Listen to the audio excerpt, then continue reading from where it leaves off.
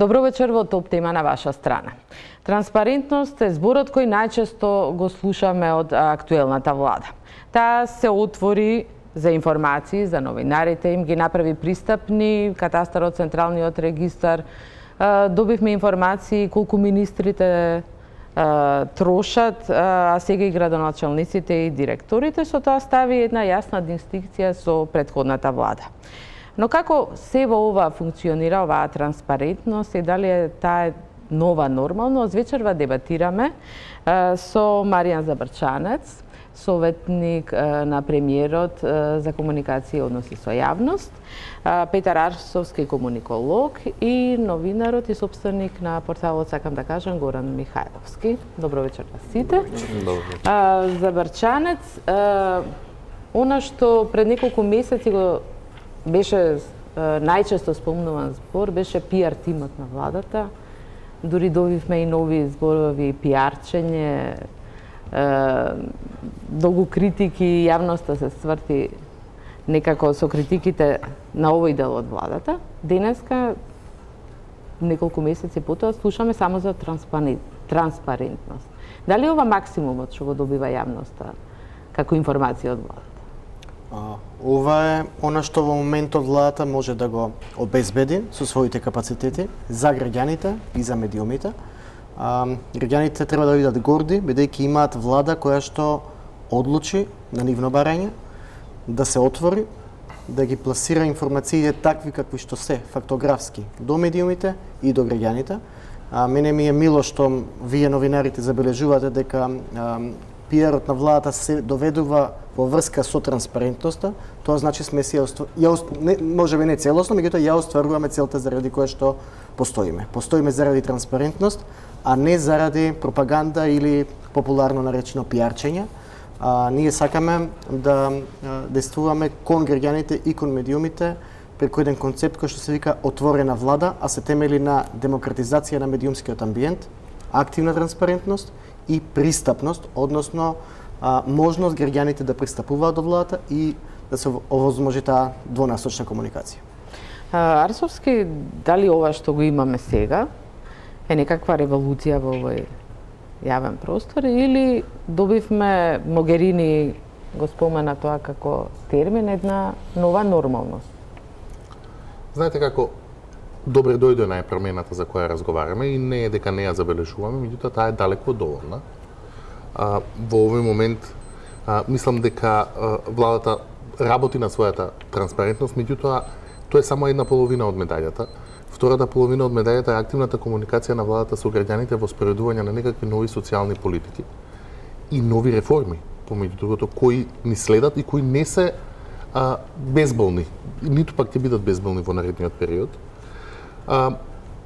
Без оглед на тоа што ние можеби нас не се допаѓа тоа што владата е во моментот транспарентна, мислам дека тука недостасуваат некои алатки кои дополнително треба да се применат и на крајот точно е дека ние безмалку сме заборавиле последната деценија како изгледа да функционира нормално еден пиар тим на владата, дека ние сега го прославуваме како револуција тоа што знаеме колку министрите трошат за кафиња, тоа во основа би требало да биде некаква нормална ситуација и би требало да поразговараме за некакви стратешки комуникации.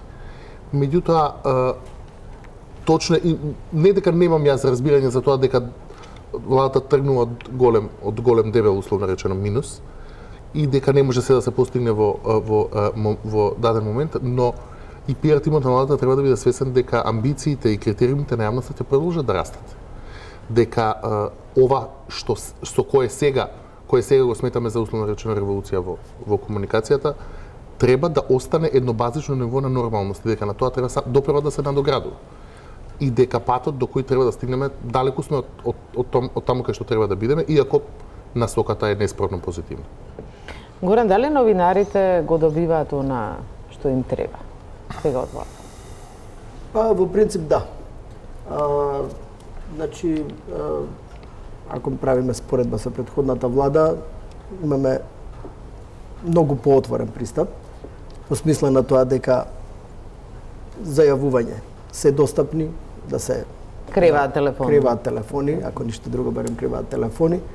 Она што секако мене ми е за поздравување и што можам еве и да го поздравам, дека барем што се однесува до нас, до мојата редакција, до сега не сме имале таков вид на притисоци, односно сугестии, што наслов да се стави, со што ова е ставено, за што ова треба да се извади. Што го имавте како главен уредник на Вест? Имав како главен уредник на Вест, така што меѓутоа, чекајте, уште сме нови. Мислам, уште се опипуваме, уште сме нови. Во принцип, мислам дека е добро тргната работата, значи нема тука многу што да се критикува, во смисла на тоа дека они се отворени пристапот. Сега имам јас забелешки, например, во секојдневното работење во друг пристап, например, да речеме, сега јас би можел да напоменам и неколку примери, за колку ни е нас времето тука. Јас не сум теоретичар многу по пиар, па можам повеќе со примери да зборувам. Например, не се снаоѓаат многу во условно речено кризна ситуација или во ситуација кога можат многу лесно тоа да го издриблаат, да го изменаџираат. Например, се случувало ние не сакајки, односно не дека сме ние портпароли на владата, туку затоа што сме професионалци и сакаме да излезе веста како што треба, ние да го изменаџираме повеќе отколку што го изменаџирал пиар тимот на владата. Јас сега еден пример само би можел да споменам, во јануари мислам дека беше. Стануваше збор за некаква вест која што беше само така пуштена суво бирократски, дека се е пуштен законот за измени на законот за референдум, се пуштени до собранието и едноставно со бајлето некој наш помлад колега го видел тоа, требало да се пушти, знаете како е тепачкава на интернет, мора кој прв ќе пушти сите, го пуштил тоа, чуено, недочуено, и во оваа ситуација кога сме сите запалени, сите тоа го свртија дека сега измени на закон за референдум ќе се прави поради името, поради промената на името. Да нема референдум. За да нема референдум или да има или не знам каков да биде, во смисла тоа воопшто не беше објаснето. И ние се јавувавме, јас искрено да ви кажам, едно 5 часа чекавме одговор, затоа што не сакав да го пуштам така текстот. Што е измената? Всушност испадна дека измената е обична некоја техничка, некој согласување на законот за давање на приговори дали до врховен или до врховен суд или до управен суд.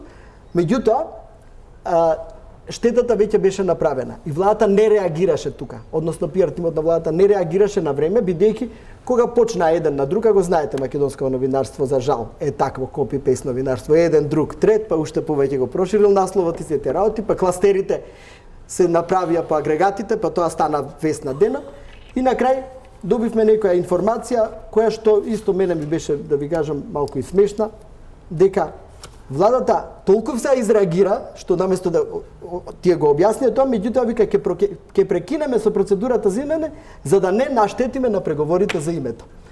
Тоа беше после 5 часа дури беше и повлечено. Тоа и сега не знам дали пак е вратено во собраниска процедура. Така што генерално зборувам дека постои волја да се соработува со новинарите. Сега сите сме ние различни луѓе, нели? Секој со сопствен табиет, меѓутоа мислам дека се уште им фали сенсот за брзина, сенсот за делување во криза, сенсот каде да се пушти информација, кога да се пушти, така. Тоа е тоа. Мислам тоа од новинарски аспект, не зборам од пиар аспект. Да, Кусо Забрчанец, познат ви е овој случај, зашо една техничка не е објаснета, туку... Да, прво благодарност и до двајцата соговорници. Многу се корисни ваквите забелешки за нас. Ние колку што повеќе работиме, толку повеќе сме свесни и за грешките кои што сме ги направиле и сме отворени да се подобруваме. Точно се сеќавам многу добро на примерот. Нема да го коментирам самиот пример, него ќе објаснам системски зашто некогаш се доведуваме во таква ситуација. Сами рековте, Петар спомна дека ние таму кога дојдовме како тим наследивме едно големо ништо, еден голем минус би рекол, бидејќи не наследивме ние комуникацијски сервис на влада, туку наследивме големо ништо, бидејќи владата претходно својот пиар го работела од некој партиски центар за комуникации.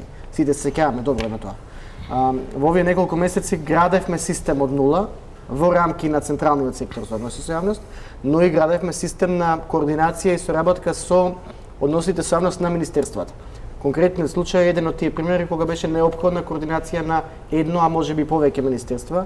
Некогаш за да добиете, за да креирате одговор, неопходно е време, консултација, координација со повеќе засегнати институции и во случај на криза, трагајќи по суштината, по фактот, по вистината, кластерите се полнат, лажните вести знаат да се мултиплицираат.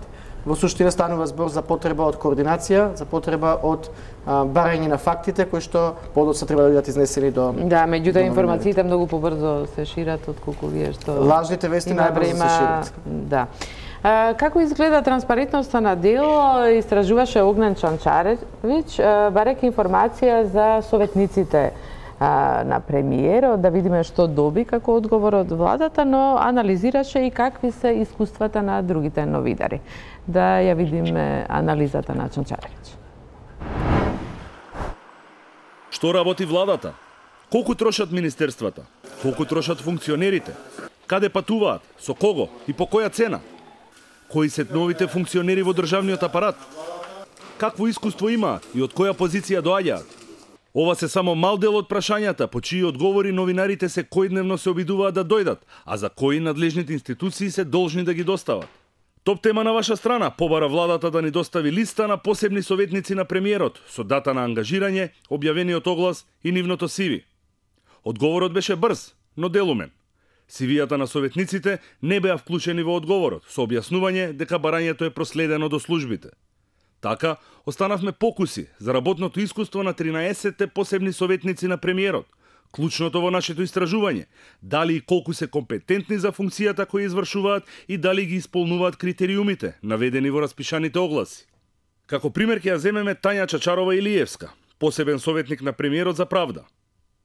Кој е нејзиното искуство и кои се нејзините постигнувања во овој сектор? Она што е достапно на интернет е дека е адвокат од 1995 година. Најмногу работела по граѓански предмети, била член на правниот совет на СДСМ и од јануари оваа година е именувана на местото на генералниот секретар Рашковски во акционерското собрание на Телеком.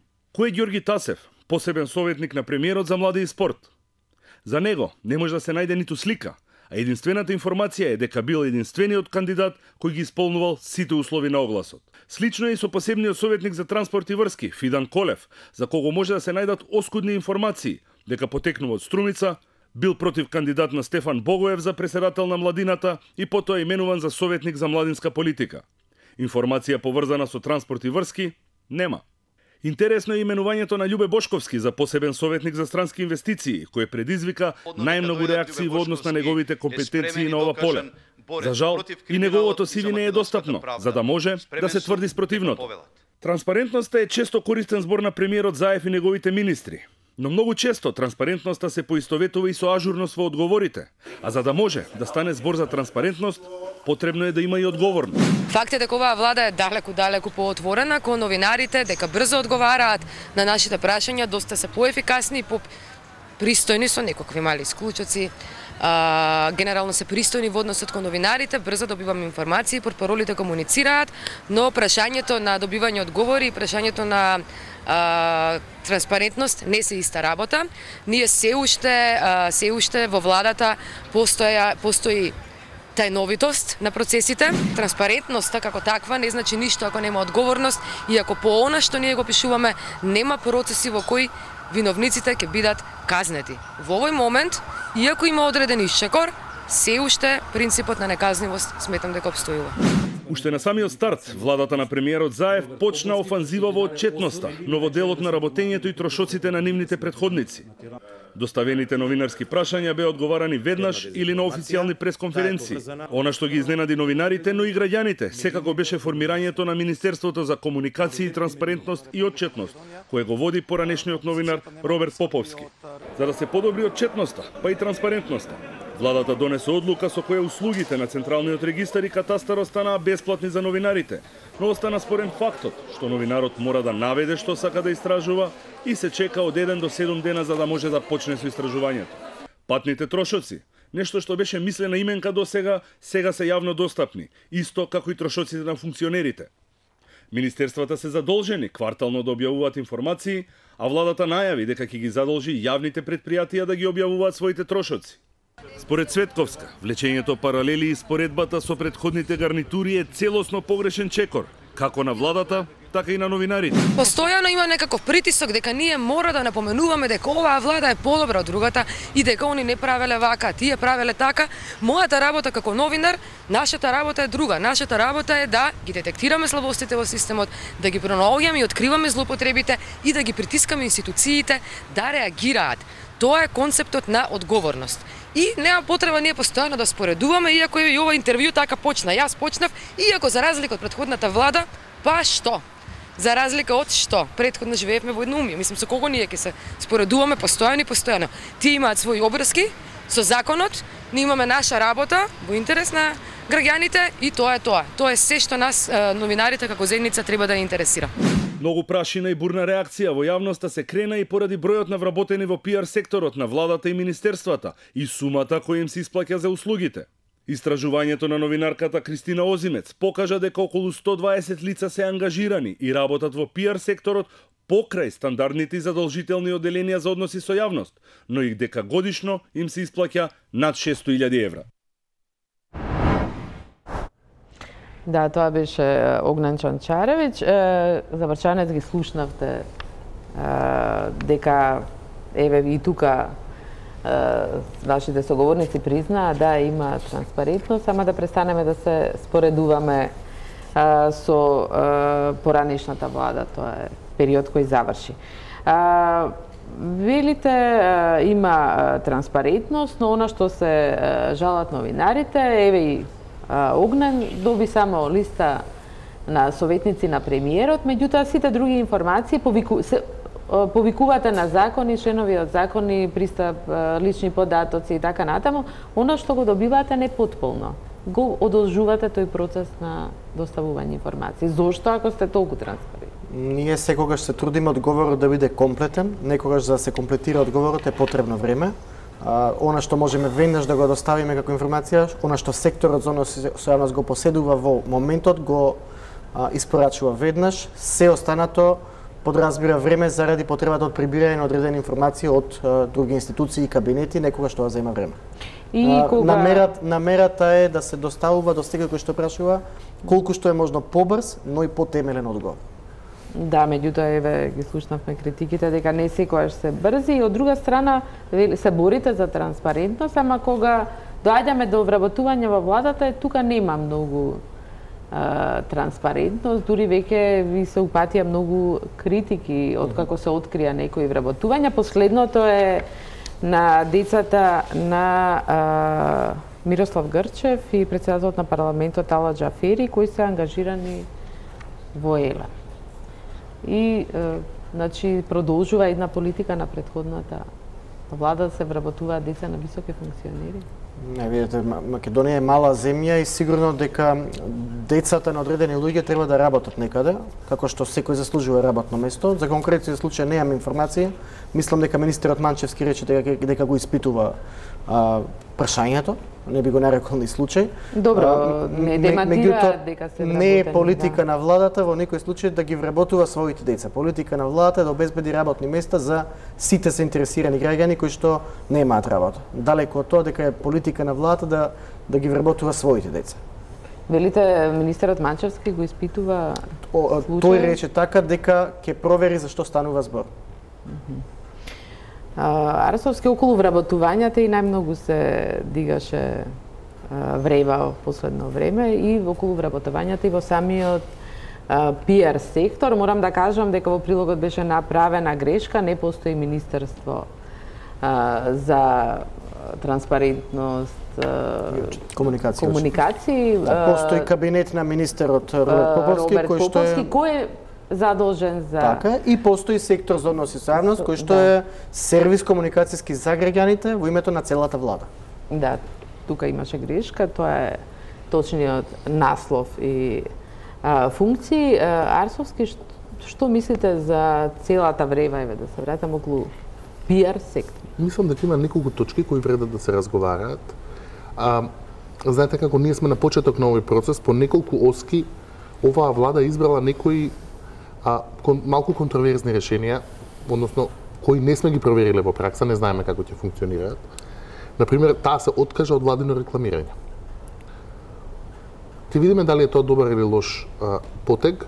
Знаете како факт е дека претходната влада го злоупотребуваше тој систем, но тоа не значи дека ако претходниците краделе тоалет хартија, дека вие треба да ги забраните тоалетите по министерството.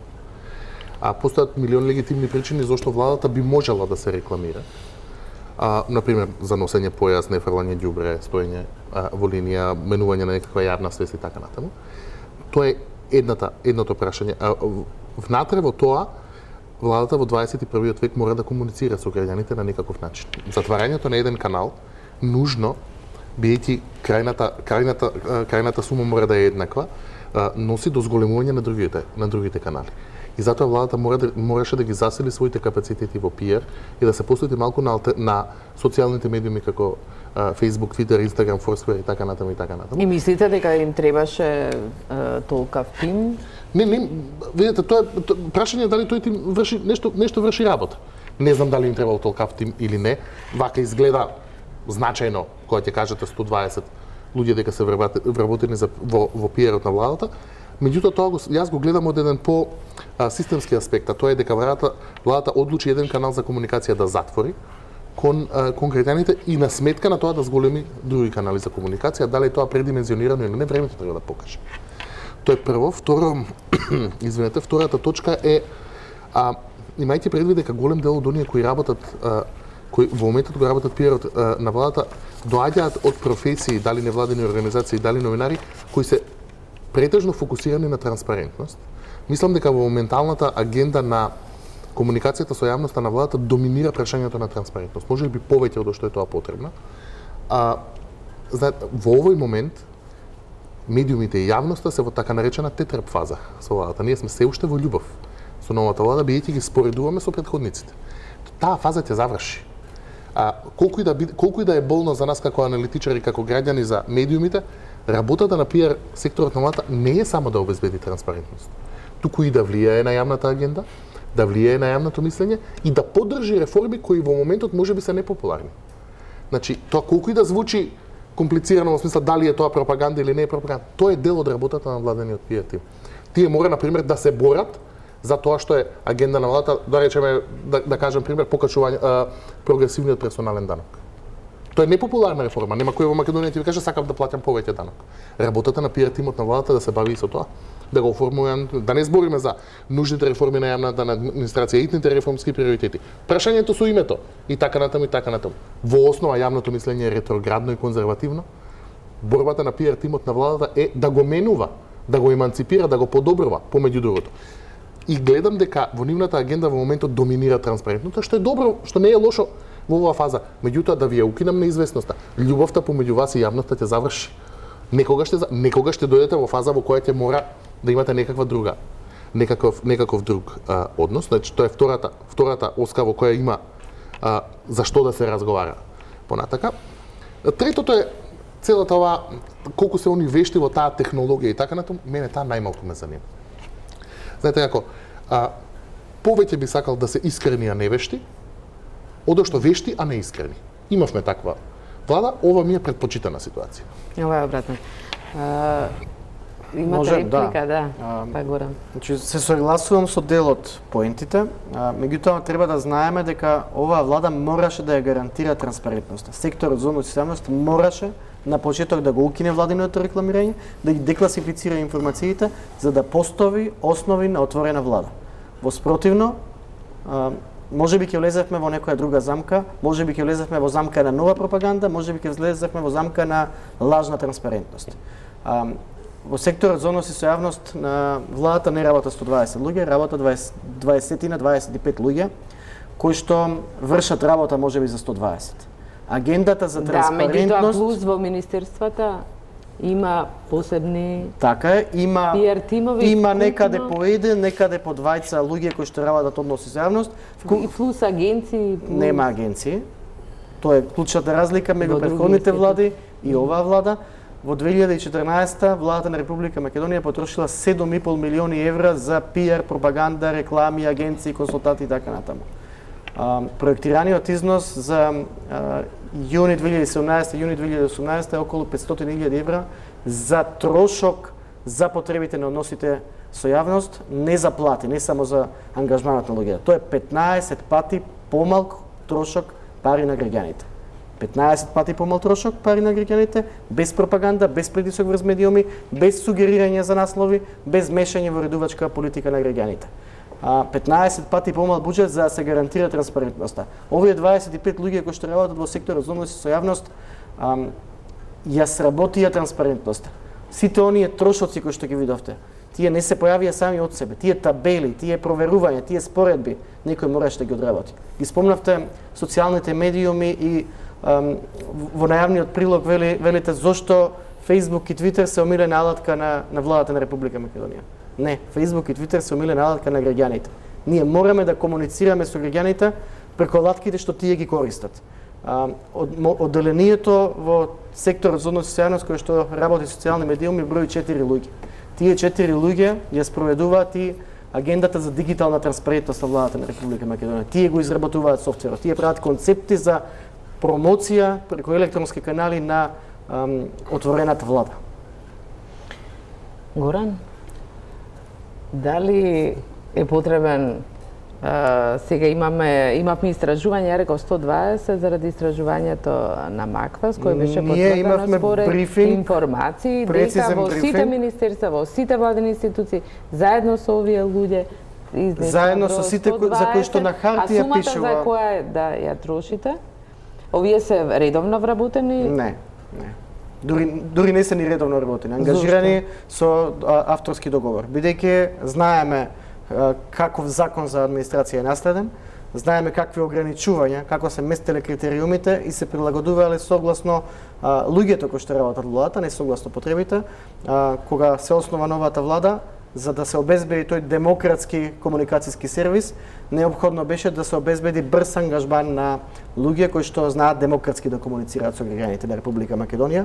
Немавме на што да се потпреме, моравме да се потпреме на луѓе кои што се професионалци во својата професија, доаѓаат од граѓанскиот сектор, од новинарството, од маркетинг агенциите и беа подготвени да ги напуштат своите работни позиции и преку авторски договор да се вложат во ова агенда на отворена влада. Не треба да се вознемирувате заради нашите прашања во смисла на колку луѓе се вработени и колку потрошиле. Тоа е само фактите едноставното прашање.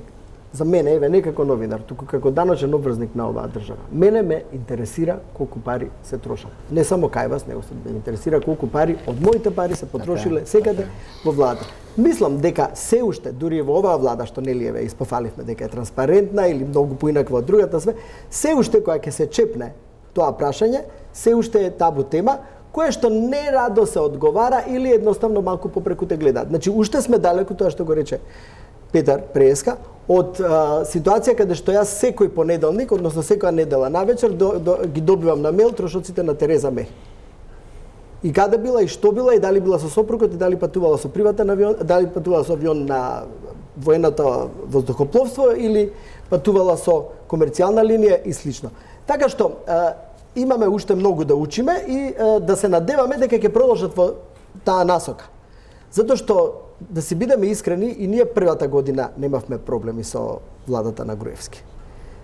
И тие беа, може би беа малку по-дрски, па знаеа малце да наметнат повеќе теми, кои што нив им одговараа, меѓутоа притисоците почнаа многу подоцна. Може почнаа дури 2008 година оние спружување на насловни и тие работи за кои што не сакам да се сеќам. На крајот на криштата затоа и се смени таа влада. Така што, принципот на транспарентност, принципот на отчетност, колку пари се потрошени од моите пари, не како новинар, еве сега, туку како граѓанин.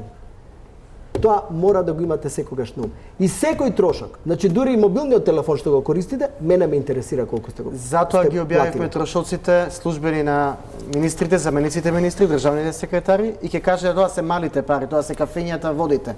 Но на електронскиот систем на бирото за јавни набавки ги има и големите пари. Знаете дека не сме да се склучи да почне да се реализира јавна набавка без при тоа договорот за таа јавна набавка да ја објавим на електронскиот систем за јавни набавки.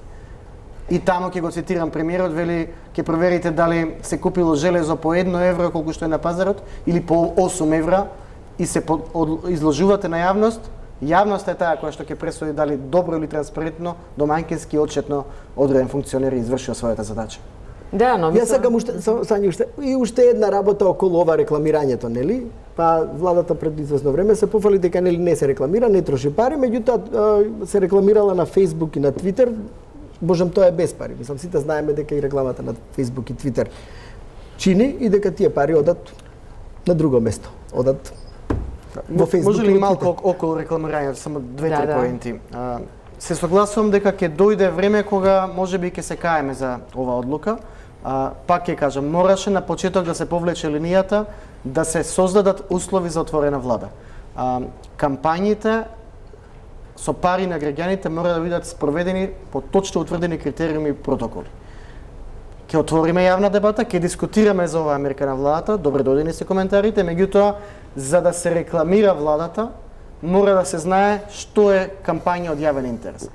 Не може маркетинг агенција и двајца јас мислам Петар мислеше на тие двајца пиари да одлучуваат дали одредена кампања е од интерес на јавноста или не. Не. Ќе се отвори јавна дебата, ќе се дискутира и ќе се утврдат јасни критериуми кои што дефинираат една комуникација дали е од јавен интерес или не е од јавен интерес. Ние рековме дека не се откажуваме од рекламирањето на Facebook, меѓутоа него ни користиме.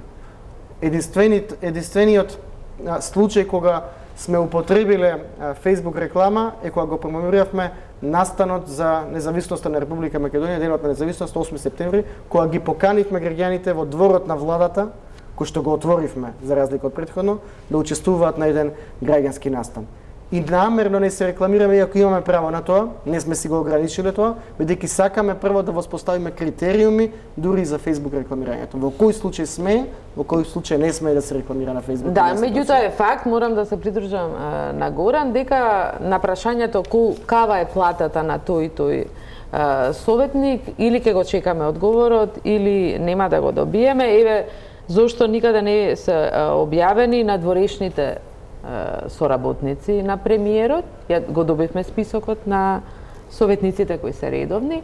Кои се надворешни соработници? Немам прецизен одговор, тоа е службите ќе кажеме, меѓутоа слободно поставете прашања, веднаш ќе добиете одговор. А вие од кабинетот на премиерот, каде што се советник, не знаете кои се слушнавме за Ташковски, Ташковиќ? Ташковиќ не е советник на премиерот, е мислам член на управен одбор на фондот за иновативност. Меѓутоа не е, колку што знам, не е советник на премиерот. Меѓутоа има надворешни соработници. Веројатно. Меѓутоа не ги знаете. Пиарот на премиерот ги нема во секој момент сите одговори на сите прашања. Поставете. Мислам дека ова навистина лесно прашање, бидејќи како надворешни соработници. Па не, ако ме прашате, не ги знам на памет нив натрешните советници, бидејќи листата ја видовме. Да, ја видовме и горе доле. Претпоставам дека не се очекува да ги изрецитирам. Па би очекував да ви кажам. Добро. Ќе ви го доставиме на писмен одговорот многу брзо. Со се платите. Што работат и што го советуваат премиерот. Имаше многу критики затоа што има многу соопштенија се лиферуваат од сите министерства. Дали е тоа добро или не? Бидејќи некој вела дека наликуваше на стратегија на Стајковиќ да се замагли нели вистината со премногу информации. За разлика од улогата на јавноста во овој дел, јас малку разговарам и за стручниот дел од пиарот. И малку така гледате ги моите одговори. Нема да заврши борбата помеѓу владиниот пиар и медиумите во таа смисла. Владата има една од работите на тимот на премиерот за пиар е да покрие што е можно повеќе дел од денешните вести. И тоа е една борба која нас може да ни се допаѓа или да не ни се допаѓа. Меѓутоа нивна работа е ако се денес вестите 20 минути, тие ако може да фатат 19 минути од вестите со нивни информации. И тој притисок нема да прекине. Меѓутоа мислам дека македонското новинарство преживеа една сериозна голгота под претходниот режим и дека се доста отпорни на такви чади стакло условно речено прес-релиси и соопштенија. Да, го прашувам, бидејќи претходната влада многу брзо ДПМН исто не бомбардираше со секак милион соопштенија. И да немате дилема. PR тимот на било која влада сака од 20 минути во вести 18 да се нивни теми. Супер им е тоа. Работа на новинарите е тоа да го препознат, тоа се нарекува во светот мета покривање, значи филтрирање на тоа што е вистинска вест, што е фейк вест или псевдовест. И тој притисок ќе продолжи. Не постои влада која нема да сака да испромовира собствена агенда и да се пофали ако тоа е овозможено. Што се однесува до кампањите, за тоа веќе начнавме некаква тема. Знаете, владата не е обврзана да плаќа за медиумско време. Проблемот со ВМРО ДПМН не беше што се рекламира, туку што со наши пари купуваше уредувачка политика. Владата може да се рекламира без да плаќа за медиумско време, може да одвои било која телевизија со закон 2-3 минути во сатот задолжителни за владина комуникација. Не е тоа, тие механики не се спорни. Моето предвидување дека ќе зажалите за таа одлука, бидејќи ќе дојде време во кое ќе сакате да направите некаква социјална промена, нема да можете. И цело време се прашувам додека разговараме, бидејќи сме доста остри во дебатата, што е и нормално. Мислам, реално не би можеле така да разговараме со вашиот претходник од ВМРО ДПМН, и тоа е за поздравување, се разбира. Во тоа време ниту доаѓа. Ниту доаѓа, ниту па сме можеле да ги прашаме, ниту пак сме можеле на некаков ваков начин да дебатираме, и тоа не е спорно. И се прашувам дополнително дали бараме влак ново јајце. Се луѓето се само што дојдени, помалку од една година, реално покажуваат некаква нова динамика, нов дух. Дали ние сме премногу остри во тие критериуми? Јас лично мислам дека не. Сите велат дека нашите очекувања се превисоки, јас мислам дека нашите очекувања се прениски. Мислам дека толку долго сме биле во некаква ненормална ситуација, што нормален воспитан дискурс помеѓу комуниколози, медиуми, аналитичари и владините представници за нас е некаква револуција во транспарентноста, што не треба да биде. Не треба да биде така. Дека тоа што владата ги објавува трошоците на министерствата е некакво нормално, елементарно воспитание во смисла на транспарентност, дека не треба сега околу тоа некој споменик ние сега да направиме или да паднеме во некаков куз, некаков стевдах. И да знаете, одушевувањето од тоа ќе помине.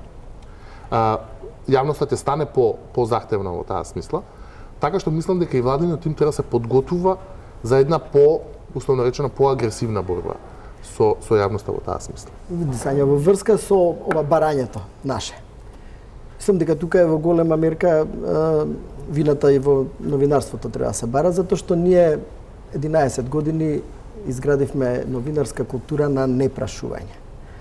И затоа сега можеби ни е чудно, затоа што ние имаме сега млади новинари кои што не се научени да прашуваат, кои што се научени само да го добиваат тоа. Така што се допрва ние треба да ги обучуваме дека е нормално да се праша, дека нормално треба да се праша, и кога се оди на пресконференција е нормално да се гњави, да се јавуваш на телефон, да пишуваш мејлови и сите тие работи. Така што тука како што било милјето на целото општество, такво било и новинарството. И тука да не се залажуваме, допрва и ние треба да се прилагодуваме и да бараме се повеќе и повеќе. Од друга страна, јас, бидејќи таму седат повеќе, да речеме, комуниколози или луѓе кои што не се бавеле со новинарство, јас искрено мислам дека малку можеби им се лутам на моите колеги новинари што се таму, кои што почнаа малку да забораваат новинарски да гледаат. Јас, например, на Марија не би му се наутил, бидејќи не го работел новинарството. Мене не ми пречат соопштенијата. Нека има соопштенија, уредувачка политика е, дали ти ќе ги објавиш или не, или дали на што ќе отидеш, на што да има да пратиш новинар. Не пречи. Не ги печатиш, така што не трошиш ни хартија. Меѓутоа, она неснаоѓање за кое што зборував и на почетокот на емисијата, мислам дека се провлекува секојдневно. Ќе го кажам вчерашниот или завчерашниот пример да вечерата со представничката, со Федерика Могерини. Да, и 5 премиери. Да, и 5 премиери во ресторанот на кај што имаше една убав поглед и сето тоа. Едноставно мислам дека и вас ви беше забрането, а на сите нам ни беше забрането да пратиме фоторепортери или камери на тоа. Мислам дека тоа е нешто кое што е малку не до крај размислено. Да оставиме, еве да речеме, се уште на тоа дека ние ќе им простуваме на тоа, меѓутоа на тие утки, меѓутоа оние колеги што седат меѓу тие 120 или се 40, 25, не знам, не ме интересира, освен што ме интересира колку пари трошат. Треба да се има на ум дека секој си има своја уредувачка политика. И секој го интересира посебен дел од таа вечера. Така што, она што е правило во сите држави, во сите нормални држави, каде што може да се пушти камера или фоторепортер, на почетокот, не, сигурно кога јадат, кога джвакаат, меѓутоа онаа прекрасна слика над Скопје, нели, со лозниците, сите тие работи, мислам дека многу подобро ќе го направеше професионален фоторепортер и професионален камерман, отколку што тоа го направија колегите од владиниот сектор за информирање. И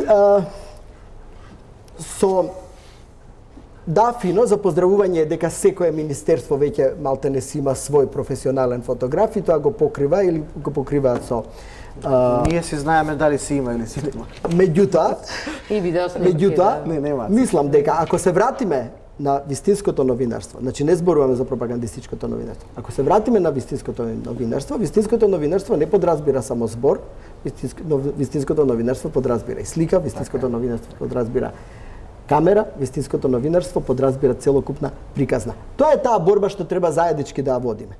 Значи тоа е тоа што против кое што ќе се бориме и со лажни вести, затоа што јас на крајот на криштата јас не ја сакам вашата фотографија. Јас имам ангажирано професионални фоторепортери кои сум сигурен дека подобро ќе ја направат отколку вашиот фотограф. И на крајот на криштата ќе го ловат моментот кој што мене ми е интересен да го објавам со мојата уредувачка политика. И затоа и не ви ни објавив ништо. Добро, прво околу соопштенијата. Наша задача е да обезбедиме сервис за сите медиуми и за сите граѓани. Тоа што владата испреќа можеби повеќе соопштенија отколку што вие очекувате, значи дека ви става на располагање информации кои што вие одлучувате дали ќе ги употребите, дали не и на каков начин. На крај памет не ни паднало да сугерираме дека тие информации мора да бидат објавени. Тоа што ние цениме дека треба повеќе да се потенцира, го представуваме на пресконференции со што укажуваме на јавноста, обезбедуваме и тонско парче, и слика, и видео. И мислам дека тука се прави разликата во тоа што за владата е поважно или помалку важно. Неам никакви забелешки на критиката која што доаѓа кон владата, напротив, сметам дека е многу добре дојдена и ветувам дека ќе продолжиме да ја следиме таа критика, да ја анализираме и да ја процесираме таа критика. Верувајте, не е мал бројот на прашања кои што стигаат до владата на секојдневно ниво, и на пресконференциите, и на телефонски јавувања, и на имейл. Буквално малиот тим на портпаролот секојдневно до доцна навечер одговара на конкретни прашања кои што секојдневно стигаат од новинарите. Од тука само сакам да реагирам дека воопшто не е мал бројот на прашања, новинарите навистина поставуваат прашања бидејќи знаат дека ќе добијат одговор. Новинарите доаѓаат на редовните владини пресконференции кои што ги држиме еднаш неделно секоја среда и навистина поставуваат поприлично прашања. Околу фотографиите, конкретните случаи не можам да го коментирам бидејќи во концептот околу отворањето или затворањето на тој настан учествува и службите из разбира и на високата представничка. Ние меѓутоа Горан, како што вели, не очекуваме да ја работите и нашата работа. Дента имавме две пресконференции. Премиерот имаше заедничка пресконференција со комесарот Хан. Имаше заедничка пресконференција со Могерини, имаше можност за поставување прашања и Могерини и Хан и Заев одговара тој ден на новинарски прашања. Еден од ретките сте кои што ги критикувате фотографиите на премиерот и на владата. Ние сме задоволни и навистина добиваме добар фидбек. Професионалните медиуми сакаат не треба вие да сте задоволни, треба ние да сме задоволни. Ние прифаќам. Ако смеам да знаете како, јас ја разбирам забелешката на Горан. Може би неговата уредувачка политика е да објави какви кондури носела Могерини. Тоа не може да го добие од вашата фотографија. Може би неговата идеја е да слика нејзината чанта, па доби Могерини со чанта од 10.000 евра. Па да легне фотографот таму, па да ја слика како излегува. Тоа е неговата уредувачка политика. Може би сака да фати некаков друг момент. Во таа смисла, таа забелешка држи. држи вода. Од друга страна се навраќаме на она што зборевме, дека владата ќе продолжи да не преплавува со соопштенија. Тоа е тренд секаде во светот. Секаде во светот владините служби за комуникација со јавноста би сакале ако може да ви спакуваат готова приказна. Нити така ја контролираат најмногу. И често ти обезбедуваат фотографии, видео, тонско парче, на безмалку напишан текст во надеж дека 80%... Ама со неписмено новинарство тоа и поминува кај нас. Така е, во надеж дека 80% од новинарската фела која е мрзлива, недоволно професионална, во брзање, во борба да стигне до тесни рокови, ќе земе и буквално ќе направи копи-пейст. Таа е борба која е теорија за односи со јавност која не вели сработи колку можеш повеќе, олести му е работата на новинарот. Не постои учебник по однос со јавност кој него... Едно е олеснување, друго да ја работи. Нели мислите дека понекогаш ги факторизирате непрофесионалните лица кои се представуваат за новинари, непрофесионални портали кои шират лажни вести, овозможувајќи на сите? Напротив, ние се залагаме за професионално новинарство, со тоа што воведовме концепт на отворена влада, овозможивме можност за новинарите да истражуваат, а истражувачкото новинарство е база на професионалното новинарство. Мислам дека малку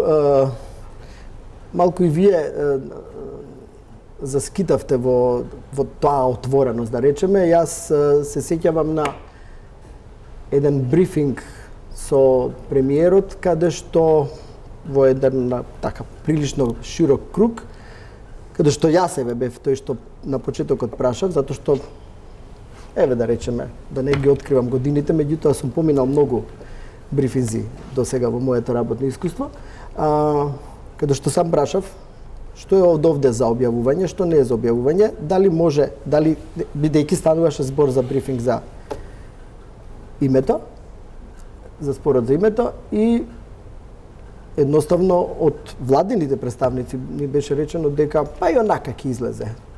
Мислам дека во таа отвореност, наивност ли да ја наречам, или неодговорност, јас дури би ја нарекол, ви се случи тогаш, а ви се случуваат и друг пат, само што сега да не ги редам сите примери, да ви се појави, например, од сензитивен брифинг, каде што се зборуваше отворено за стратегијата на владата за преговорите со Грција, да ви се појави записникот, цел брифинг. Мислам дека тоа, извинете, мене ми беше интересно вака да читам. Меѓутоа, кога би бил на ваше место, јас малку би се замислил. Зборувам од искуство, верувајте ми, и сум бил на многу такви сензитивни брифинзи и мислам дека знам повеќе отколку некои други кои што објавија само записник од тој брифинг, буквално до душе дури што се јадело. Така што, да, фина е таа транспарентност, убаво е, ќе си бидеме ние, нели, фини, ќе си се шалиме, меѓутоа во таа популизам кој што влеговте, мислам дека малку ја претеравте, меѓутоа тоа е ваша работа. Мислам, не намера да го критикувам тоа, вака се го зборуваме. Инаку сами си правите белја.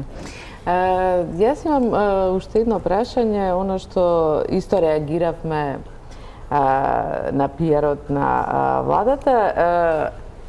На два пати, колку што јас се сеќавам, практично ги киднапиравте настаните. Се појавивте на протестот против загадување, се појавивте на протестот, новинарите излеговме да протестираме пред владата заради заканите против председателот на ЗНМ Насер Селмани од страна на членот на ДУИ Бекир Асани за популарниот случај со пајакот. Доаѓате и излегувате заедно со новинарите и не ставивте во ситуација практично да се почувствуваме киднапирани. Мене ми навистина жал доколку било такво чувството, намерата сигурно не била таа. Намерата на тоа што... Не, ја сваќам причината. Од владата се очекува да реагира, а не да протестира против владата. Владата не излезе да протестира, владата излезе да даде поддршка на протестот на новинарите. Министерот Поповски против владата. Јас мислам дека владиниот партнер. Јас мислам дека тој, не сум сигурен дека тој протест беше против владата. Тој протест имаше глас кон јавноста, кон засегнатите институции, да не дозволат такви случаи на напади врз И се бараше одговорност владата, значи да реагира на оно што Владата се реагираше, го осуди случајот, го повика обвинителството да се преземе својата работа. Може ли подобра реакција од тоа министер за комуникација, транспарентност и отчетност да ги поддржи новинарите, да го осуди случајот и да ги повика институциите, а тоа не е владата, туку обвинителството, да го решаваат случајот. Пред да одиме на рекламите, ваквото постапување е дел од пиар стратегиите или? Понекогаш да. Без да се обидам да ве донесам во незгодна ситуација, знаете како, ја мислам дека во целата ситуација може би бил пристоен потегот на министерот за министерот без ресор задолжен за транспарентност, ако тој бил символичен да го поддржи протестот на новинарите. Меѓутоа, имајте и вие разбирање за перверзноста во која се наоѓаат новинарите. Например, јас сега кога би сакал да ве ставам во незгодна ситуација, би ве прашал до кај е тој случај. Тоа е вашата работа. А покрај декларативната поддршка за новинарите, да застанете за нив и да им покажете дека и вие навистина се грижите за нивната добробит и за безбедноста за која објавуваат својата служба. Немојте да заборавате дека вие сте веќе од другата страна на оградата. Видите, вие колку и тоа не ви се допаѓа, имајте го вашиот условно речено личен профил. Меѓутоа, вие сте од другата страна на оградата и вашата обврска кон оние кои протестираат е повеќе од што декларативно присуство, колку и да е тоа добре дојдено, затоа што е различно од претходната власт. Веројатно, бидејќи доаѓате од граѓанскиот сектор на ова функција и на почетокот ве нарекоа, нели, звезди на отпорот кои сега се во служба на владата, На граѓаните. Во владата. Дали ангажманот на толку луѓе од невладиниот сектор имаше за цел да го замолчи граѓанскиот сектор? Мислам дека е тоа дека клучните луѓе од невладиниот сектор прешле во владата и со тоа ослабил невладиниот сектор. Еден мит кој што треба допрва да се разобличува. Станува збор за десетина луѓе. Таман работа како граѓанскиот сектор зависеше од нас десетина луѓе. Јас верувам во тој граѓански сектор кај што доаѓам, знам со кои колеги работев, знам со кои активисти заедно работев и знам дека граѓанскиот сектор е силен и без нас 10. И тоа го покажува секојдневно граѓанскиот сектор. Да, поинаков е амбиентот, не гледаме секој ден протести по улици, меѓутоа секој ден гледаме анализи, гледаме експертски мислења, гледаме истражувања, гледаме анкети, гледаме ставови од тие граѓански организации. Мит е исто така дека нас десетина не пратила таму шарената револуција или граѓанскиот сектор. Не, ние доаѓаме со различен бекграунд.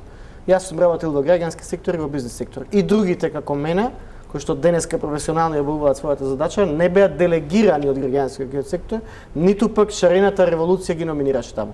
Ние не сме ничиви представници таму, ние сме денес таму за да работиме во служба на сите граѓани, без разлика дали протестирале или не протестирале. Ние не смееме да си дозволиме да ги делиме граѓаните на припадници или неприпадници на шарена револуција. Тука ќе направиме една куса пауза за реклами и се враќаме на дебатата. Македонија е земја на лажните вести. Оваа квалификација упорно не се следи, уште од изборите на американскиот претседател, но што треба да се направи и како да се бориме против лажните вести, анализираше Марија Дивитарова. Кусо по изборот на американскиот претседател Доналд Трамп, Македонија стана позната во странските медиуми. Среде бурата од контроверзи околу изборот се дозна дека Велес има голема заслуга за победата на Трамп. За време на неговата претседателска кампања за изборите во 2016 година, тинејџери од овој град направија речиси 140 интернет страници на кои се објавуваа лажни вести. Измислени сензационалистички вести кои беа во корист на Трамп, а се пласираа преку социјалните мрежи, најчесто преку Фејсбук. Странските медиуми ја дознаа приказната и Велес стана планетарно познат. Сега владата сака Велес, синонимот на лажните вести во светот, да стане синоним за борба против лажните вести. Велес и граѓаните од Велес не ги измислија лажните вести. Туку некој многу паметно, внимателно и профитираше од тоа и ја искористи услугата на оние кои што тоа го направија. Ние сакаме и Велес и Македонија да станат лидери и синоним за борбата против лажните вести и невистина. Велес е најдрастичниот пример кој покаже дека Македонија не е исклучок од глобалниот тренд, каде лажните вести земаат се поголем замав. Тренд кој се засили со развојот на новите медиуми. Информациите се добиваат во нула време, во истиот момент и недостасува можеби онаа клучна алка од медиумите. Проверка на информацијата за да се пласира точна и верификувана информација. Но не е само брзината во прашање. Всушност, станува збор за добросмислена стратегија, која за велешките тинејџери е само можност за заработувачка, но за политиката или за бизнисот може да значи тектонска промена. Директорот на Македонската информативна агенција Драган Антоновски вели дека лажните вести се добросмислени и зад нив стојат мокни политичари и бизнисмени кои имаат и најголема корист од тоа. Политичките елити главно, затоа што манипулацијата, спиновите, градењето некаква политичка клима, амбиент, се тоа е во корист на оние кои што се борат за власт и на никој друг. Сите останати се лузери. Неколку дена откако беше изгласан законот за јазици, се појави вест дека албанското знаме е закачено на граничниот премин Богородица. Министерството за внатрешни брзо ја демантираше веста. Претходно беше актуализирана вест од пред 3 години за излегување на дуи од владата. Вест која беше емитувана и во утринска програма на едно скопско радио како да е актуелна. Александра Теменугова прави разлика меѓу лажни вести и дезинформации и вели дека и едните и другите се пласираат или да наштетат некому, или пак некој да профитира од тоа.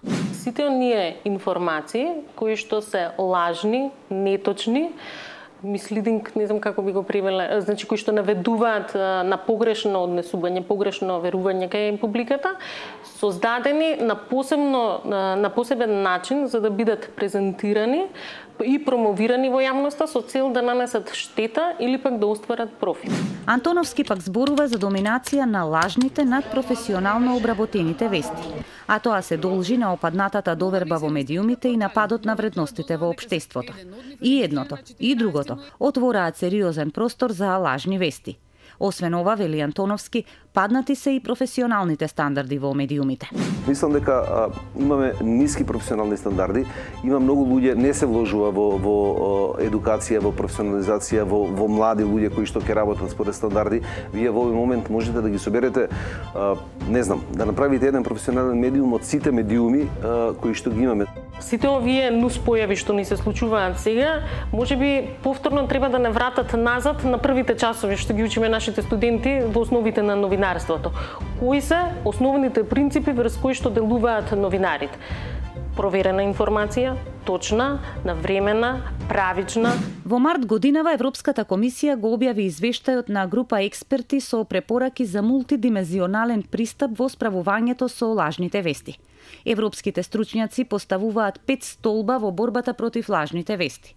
Прво, поголема транспарентност на онлайн медиумите, потоа медиумска и информацијска писменост, развој на алатки за борба со дезинформациите и за новинарите и за корисниците, зачувување на различноста во европскиот медиумски систем и петто, да се промовираат постојани истражувања за влијанието на дезинформациите. Мерки за кои ќе треба многу време и упорност за да се намалат лажните вести во ера на галопирачки развој на новите технологии. Горан, какво е твоето искуство со лажните вести? Добро, лажни вести во претходниот период... Не, дека почнале од сега. Не почнале, мислам, тие беа инструментализирани. Баш ка постоја и портали кои што... И кај нас постоја портали за лажни вести. И меѓусебе, нели, се пренесуваа си дури по телевизии се одеа врз основа на лажна вест. Јас повеќе би се осврнал на ова што исто владата нели инсистира, они како преска исто Маријан рече дека они го слушаат народот е на Facebook, меѓутоа преку Facebook и најлесно се шират лажните вести, бидејќи сега кога зборуваме, не зборуваме сега само за писменост на новинарите, туку зборуваме и за писменост на публиката. Нели она што го викаат сега медиумска писмена, која што не се однесува само на новинарите кои што треба да го напишат тоа по професионални стандарди, туку и како публиката да ја препознае што е лажна вест, што не е лажна вест, што има извор, што е кредибилно, што има автор на крајот на криштата. Во текот на прилогов ја забележав еден наш наслов кој што исто беше, јас би рекол, малку смешна ситуација и сега го донесов. Пред известно време се појави еден наслов на некој, му се видел интересен насловот и постирал наслов од сакам да кажам, кој што е објавен лани во кога беше во март, односно во март 2016 уште објавен текст. Ахмети ги повлекува сите своји министри од владата. Јас не забележав. Одеднаш медиумски куќи, вакви или онакви, го земаат тоа здраво за готово, повикувајќи се на, сакам да кажам, и ставаат вест, значи не ставаат лажна вест, меѓутоа ставаат вест која што е стара 2 години.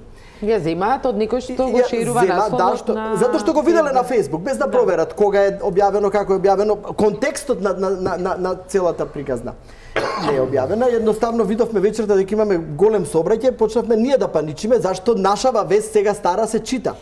Наместо да бидеме среќни заради тоа, бидејќи создаваш забуна, па моравме пак и ние на Facebook да објаснуваме луѓе, оваа вест е стара. Таа медиумска писменост, тоа незнање да се препознае кога било што било, бидејќи, еве сите, луѓето не го читаат текстот, го читаат насловот на Facebook и кај видео, на Facebook видов. Исто до тоа се провлекува дури во владини служби. Сега, пред една недела се случи, да ни се јави владин, да речеме, представник на, дали беше од информирање, не е битно, стануваше збор за две наши истражувачки истории, објавени од 2017 година, едната во март, другата во јуни, во врска со некои злоупотреби во агенција за филм и во врска со Джейсон Мико, бидејќи бил продуцент на некој документарец, што... Добро. И не, битно, се јавува човек и вика, кој ви ја даде оваа изјава од кај нас, кога ние ваква изјава не сме дале. Ние викаме, која изјава? И они не цитираат изјавата. Викаме, луѓе, погледнете го датумот кога е објавена таа вест. Така што, сите сме помалку, повеќе или помалку или повеќе виновни за тие лажни вести. И, искрено кажано, јас сум поразен колку, не само новинарството, туку колку и публиката е подложна на манипулација преку Facebook и преку каналите на социјалните мрежи. На емисијата за Брчанец, министерот Поповски најавува дека владата прво веле ќе му го тргне лошиот имидж за лажни вести. Што ќе направите, бидејќи ова можеби не се толку страшни примери, ја кажуваат медиумската неписменост, меѓутоа меѓу лажните вести и пропагандата исто нема голема разлика и тоа може да биде и опасно, поготово во вакви чувствителни периоди кога се решава спорот на името, кога и други држави се заинтересирани да се вмешуваат. Што ќе стори владата? Добро, прво да нотираме дека мисинформирањето или дисинформирањето е глобален проблем и да, не е само кај нас. Прво ќе се приклучиме на глобалната битка. Ги следиме извештаите на Европската комисија, се најавува експертски извештај на групата од 40 експерти. Сме во комуникација со експерти од Соединетите американски држави и од Европската унија и се приклучуваме рамо до рамо со нив, имајќи први дека Македонија беше обележана како жариште на лажни вести. Овој концепт на транспарентност и отвореност на презентација на факти и податоци во јавност сметаме дека е директен противник на лажните вести и од тука оневозможуваме Македонија да продолжи да биде плодна почва за лажни вести. Ќе диктираме јавна дебата, ќе воведуваме што е можно повеќе јавна дискусија на овие теми. Ја поздравувам оваа дискусија денеска, меѓутоа забележавте и вчера на дигиталниот самит дека овозможивме во рамки на официјалната агенда цел панел посветен на лажни вести со високо реномирани експерти и од Соединетите американски држави и од Европската унија. Еден од столбовите на борба против лажни вести е брзото реагирање, односно брзото демантирање на лажни вести, при што тука треба да се има предвид дека не треба да се очекува дека владата, институциите треба да реагираат на сите лажни вести, бидејќи во тој случај ќе се претвориме во комуникацијски сервис за демантирање.